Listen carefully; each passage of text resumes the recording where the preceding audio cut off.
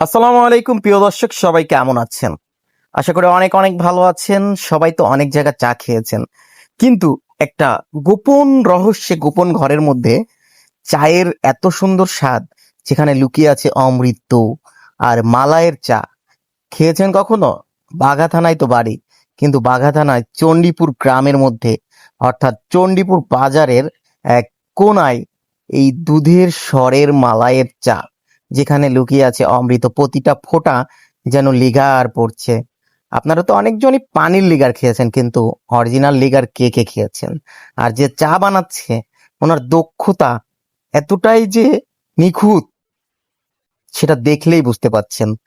আর চায়ের যে দুধগুলো অরিজিনাল খাঁটি দুধ, গরুর খাঁটি দুধের মালাই, যেটা চণ্ডীপুর বাজারের একদম নিরিবিলি এক কোনায় বানানো হচ্ছে।